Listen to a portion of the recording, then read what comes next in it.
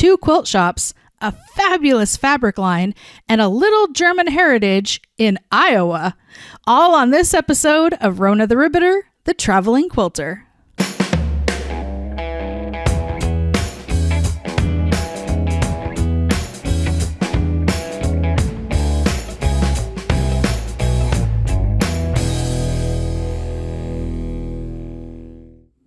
Fairfax, Iowa, a suburb of Cedar Rapids, Iowa, and an incredible hidden gem, especially if you like fabric, sausage, beer, strudel. Are you sensing a theme? Located in eastern Iowa is one of the most unique communities in all of the United States. Holding true to their German heritage, you'll find the Amana Colonies.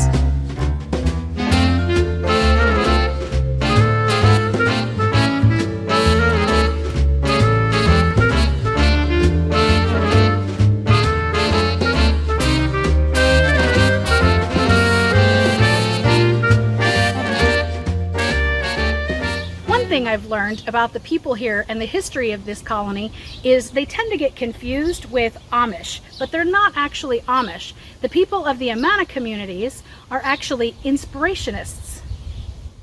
Inspirationism goes back to 18th century Germany. Religious persecution and economic trouble brought the inspirationists to America in 1844.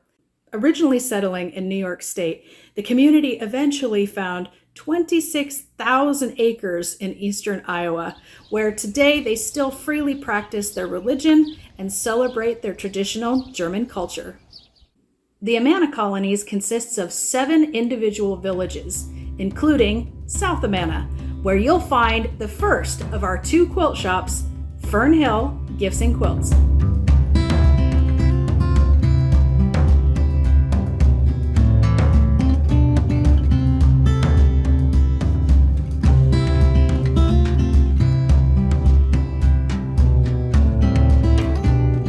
Fern Hill originally began in 1987 in one room of the South Amana General Store.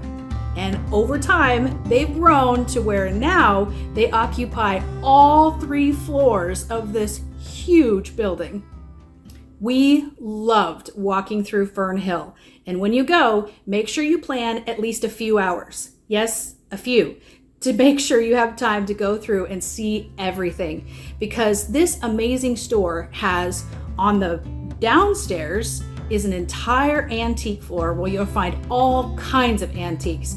On the main floor, you'll find all kinds of handmade gifts, including soaps and lotions, and you have clothes, antique quilts, there's a garden section, and there's this huge wall of gorgeous pottery, and then you make your way up to the 3rd floor, which is the quilt shop.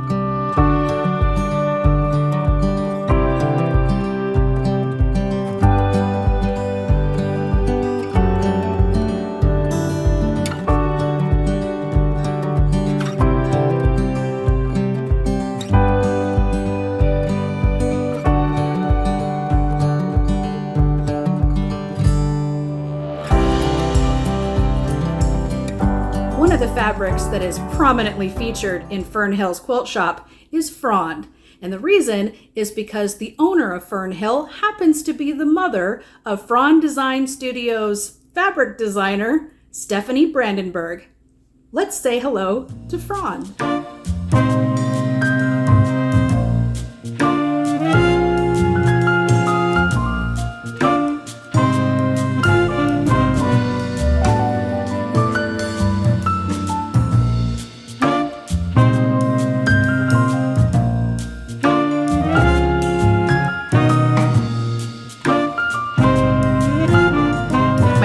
Brandenburg, and I own Frond Design Studios and recently partnered with Northcott as well, our studio. So it's been a great journey. Started Frond in 2012 and it has been quite an evolution. Have you always been here in Iowa? Yes, it was really important to me to build our business in Iowa and create jobs in our state.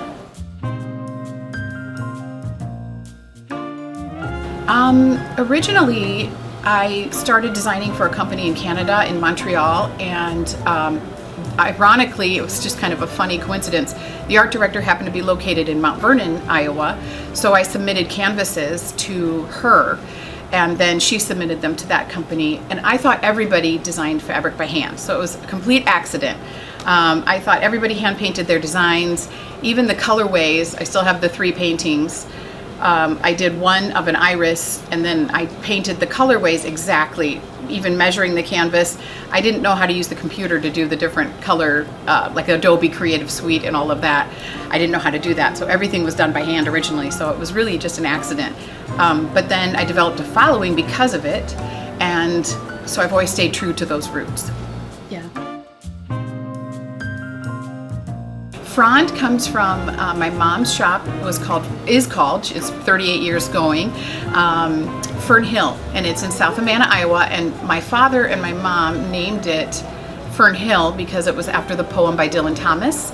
So it was about being young on the farm and that innocent, wonderful feeling of youthful happiness. And so that's basically where that came from. And so I felt like when I left Fern Hill, ultimately started Frond, and I just couldn't do it all. So Frond was just a little fern. And it has a fresh, fun, botanical, quality to it. So we offer cotton, 100% cotton fabrics, and typically my designs are pretty large scale.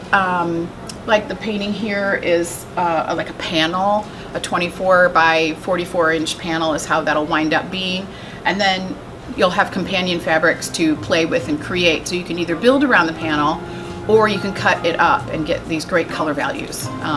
So it's just really fun and versatile. Typically what happens is one painting kind of leads into another. So I might have a concept for a line. Like my first line I ever created was, I called it the Fern Hill Iris Collection. And it was a Siberian iris that was named Saint Stephen. My father's name was Stephen. He passed away in 1993. And so, that's always a part of what that is, for me as a creator.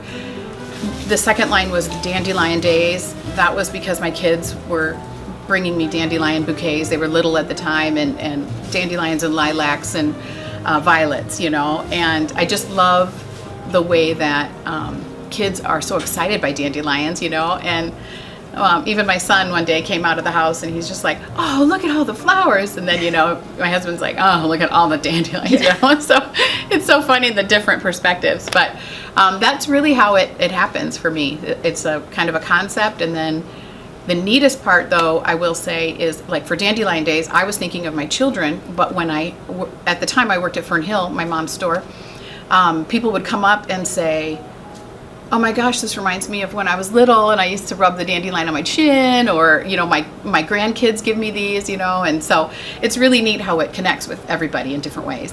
Yeah, so how does the painting get onto the fabric? So that is something that what we do is typically we take a painting to a fine art scanner, and then we have that scanned. We send the scans then to our printer, our mill, and then they do all the screen separation. So fortunately I don't have to do that because I probably would pull my hair out. But I love screen print. That is another thing. People ask me about the Daydream line that I did with Northcott, the 2 sides of the flowers that you sew together. That's because I love screen print. It's just my thing. I love digital too, but with me, the colors seem to be a bit richer with my paints. So I have to do a 24-inch repeat in order to get all 18 screens, which it typically takes for my work. So that's kind of why I stay in that space. Yeah. From the very first time I saw you, I think it was at a Raleigh show in North Carolina. Yes. I remember. It was, I purchased a whole stack. I blew my budget on your fabric, and I still haven't cut it up. Yes, a lot of people. It's my permanent collection. Yes, a lot of people say that. They get it out every year and pet it and put it back in the tote. That would be me. But I say it's just fabric. There's always more, so just play with it and have fun. Yeah, I completely agree.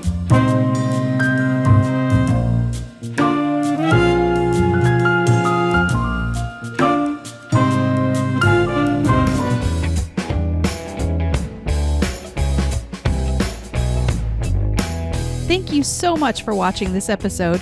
If you enjoyed the video and would like to see more, hit that subscribe button and notification bell so you don't miss an episode. As always, my friend, happy quilting.